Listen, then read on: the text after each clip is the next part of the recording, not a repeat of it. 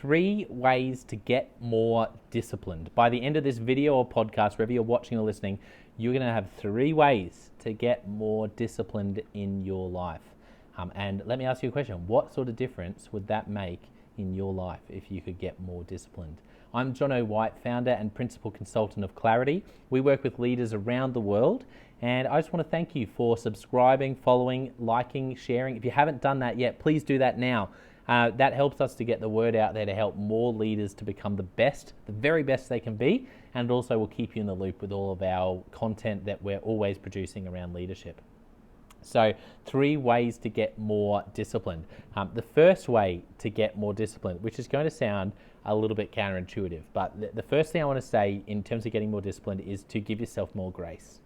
Give yourself more grace.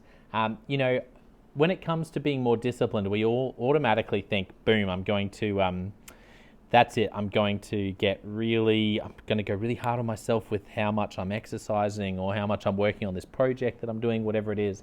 But the truth is that getting more disciplined is actually a number. It's an immense amount of small decisions, one after another, after another, after another. So 3 ways to get more disciplined. The first thing I want to say to you counterintuitively is, okay, wherever you're at right now, whatever brought you here to be looking at this going, how do I get more disciplined? You need to give yourself more grace. That's the starting point. Take a breath. You know what? Look back at how you failed at getting disciplined to this point in the where you want to be and accept that. Okay, that's okay. This is where I am. I'm not where I want to be, but at least I'm not where I used to be, and that's okay. That's really important. That's the first thing. But the second way, now we're starting to get practical.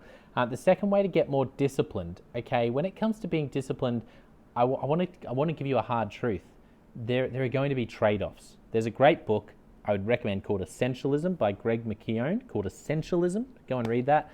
And he talks about this idea of trade-offs. There are going to be trade-offs. If you want to get disciplined in exercise, what are you going to have to give up in your life? If you're going to get disciplined when it comes to how you engage with some really quality small circle of friends who you do life with and really cheer each other on, that's awesome. And what's the trade-off? So I don't want to just leave you hanging with this. My second way for getting more disciplined is very practical. And I want you to take your calendar and I want you to look at your calendar, and you can go and do this. I'd recommend stopping this video and going and doing this for about, whether it's 5 minutes or half an hour.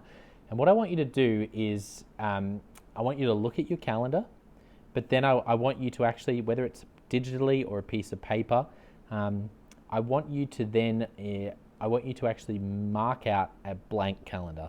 So have a look at what your calendar is at the moment and what's in there, but now go to a blank calendar. And now in your blank calendar, I want you to forget about everything that's in your calendar. That's why we looked at it. Yes, it's all there, but forget about it. And on the blank calendar, I want you to start by putting into the blank calendar what would be the most important. Some people talk about the big rocks of your life. What are the most important things?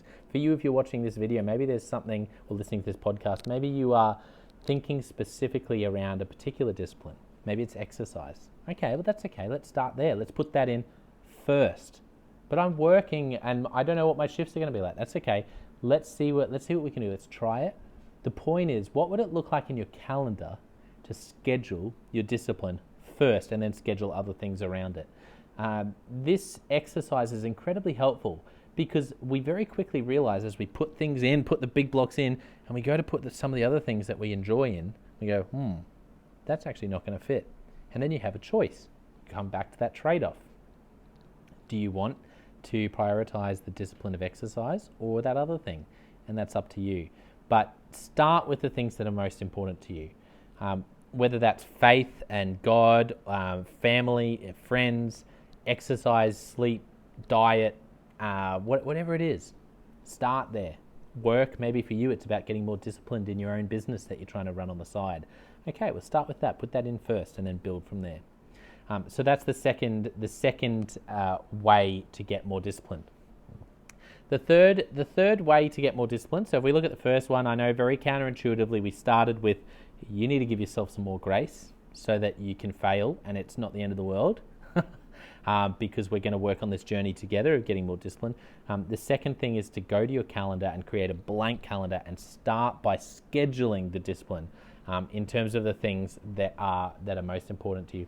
And the third thing I want to look at is what's called use some lead indicators. Okay, focus on lead indicators. What's a lead indicator? So you have this comes from business, and you have this idea of lead indicators and lag indicators. Okay, so if you're in sales, your lag indicator might be number of clients. We have 50 clients. Okay, that's great. But if I want to become more disciplined as a business, across the whole business with how I work with clients, that number's not that helpful. 50, what is it? In 6 months' time, it's 45. Oh no, I'm now 6 months too late to do anything about losing 5 clients. Instead, that's a lag indicator. It's important, but there are lead indicators. What's a lead indicator? Well, if we go for a business, if we go all the way back to the front of the business and we say, okay, when it comes to our sales process, it starts with our people getting on the phone and making a number of phone calls. When someone inquires, we get on the phone and we talk to them. Now that we can track. Now, if we're at 50 clients, sure, but how many phone calls are we making a week? Let's measure that. And then if we're making 50 a week, then let's adjust that and try to make 60. What happens? Suddenly in 6 months' time, you have 70 clients, but that only happened because you've been measuring and tracking against a lead indicator, not a lag indicator. So let me ask you, when it comes to getting more disciplined in your study, maybe you're wanting to get more disciplined in your relationships, maybe it's about getting more disciplined, maybe you're a person of faith, maybe you're a Christian, it's about more getting disciplined spiritually, maybe it's about getting more disciplined in your work, in your business, whatever the discipline is. What's the lag indicator? So if it's maybe it's diet related and you're thinking the lag indicator is I would love to be in 6 months from now, 10 kilos lighter, because that would be a really healthy weight for me to be at. Okay, that's great, but that's not what you want to be measuring and focusing on. If you want to get more disciplined, you need to look at your lead indicator and you need to measure that, and then you need to focus around that. So what's your lead indicator when it comes to losing 10 kilos? Well, maybe the lead indicator is about how often, I'm preaching to myself here, maybe it's about how often you eat dessert. I know that's my thing. I adore ice cream, and I use that word purposefully. I literally just adore ice cream. Shout out to Gelato Messina, who's one of my favorite brands based in Australia. Beautiful ice cream. Anyway, you can see this is a struggle for me. So for me, it doesn't matter about what the scales are saying for weight. It's actually about something like dessert. How many times this week did I eat dessert? Did I have sweets?